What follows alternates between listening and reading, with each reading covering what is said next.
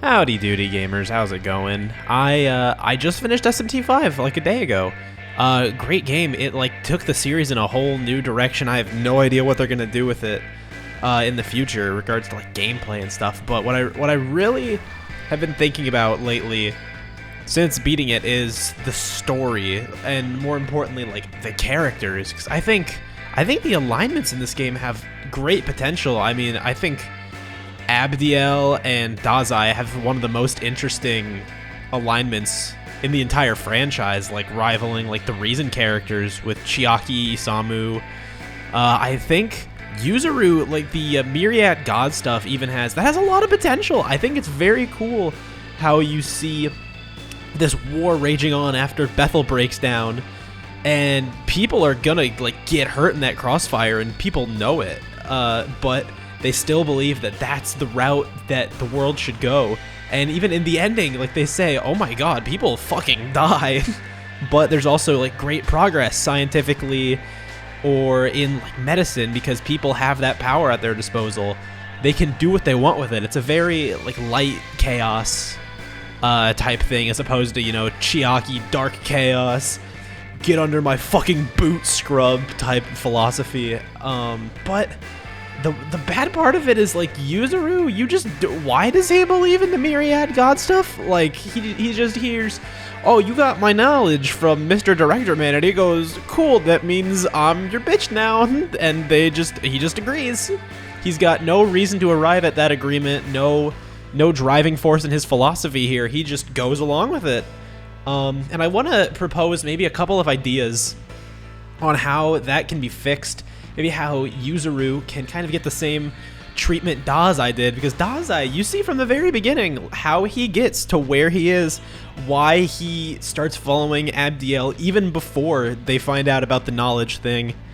They show the unconfident boy getting confidence, believing God is so cool because he protects me and Abdiel is very nice to me. But Yuzuru, you don't get any of that.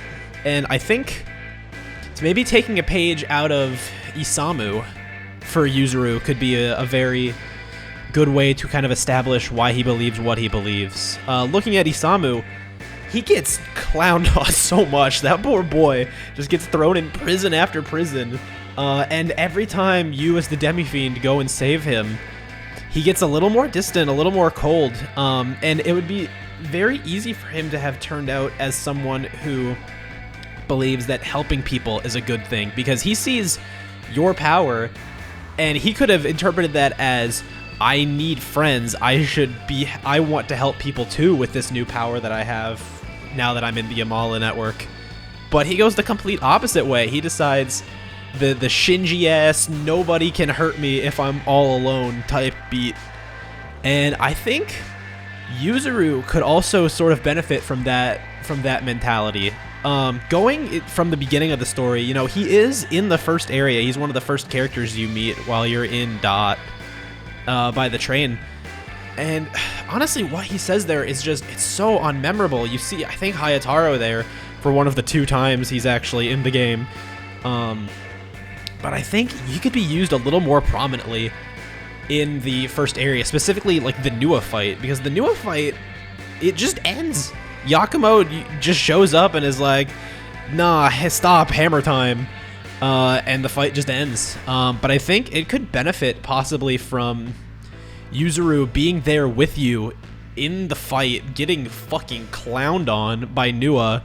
Maybe she kills Hayataro even, since he doesn't do anything in the story anyways. There's no point for him to stick around.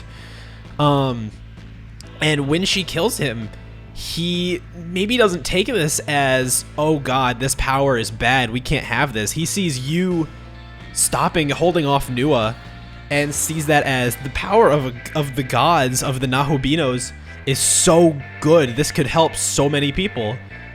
And that kind of plants the seed for him of maybe Myriad Gods, Nahobino type shit is great for people, because it helped him survive when his back was to the wall. And it could really, really help establish a more solid character. And then going forward in the game, I think maybe just you know, so much of the game is taken from Nocturne and little references here and there to it. Maybe him getting captured by, like, Odin or something in Taito and you having to go bust him out could be another great way to show a little bit of flip-flop dissonance that could go either way in his interpretation. Because he could see this as this war between the former Bethel branch leaders, that's kicking my ass, this could hurt everybody. But instead, again, he could see it as the power of a Nahobino saved me.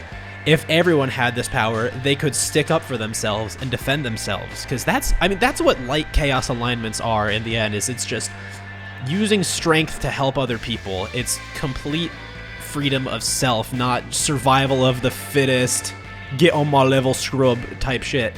But I think seeing sort of a dissonance between what really is going on and how Yuzuru sees it is interesting. It's the same way, again, with Isamu or with Chiaki. She's a fucking wimp throughout almost the entire game until Gozu Tenno gives her a prosthetic arm and says, alright, kill everybody.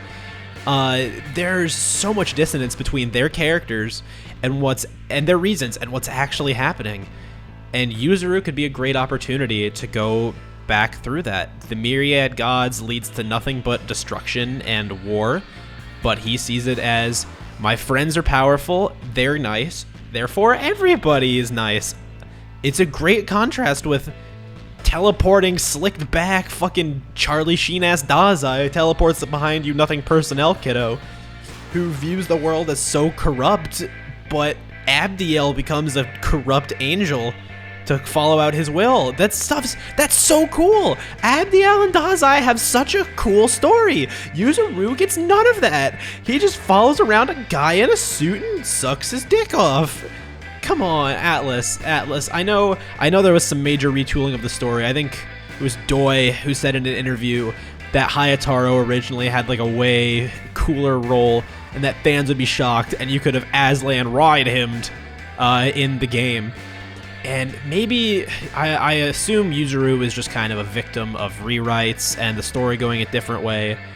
And Atlas, they love their enhanced re-releases. The only game that I can think of that didn't really get an enhanced re-release in the past, like, 20 years was 4, because that enhanced re-release turned into Apocalypse. So there's a lot of opportunity for either a complete new story, well, not complete new story, I think there's some really solid bones in the story, it just needs to get some meat put on it. But there's a lot of opportunity for rewrites, redos of characters, so that Yuzuru can get the justice in the story he deserves. So if you've got any thoughts on how you thought the story treated Yuzuru, maybe you thought he was a good character. I mean, I'm open to hearing how people interpreted him, and if you liked what they did with him, I just personally thought solid foundation, bit of a creaky house following him. So let me know what you think. If you have any ideas on how to improve him too, go ahead and leave them in the comments. I'd love to hear what you guys have to say. That's it. Thank you very much, gamers.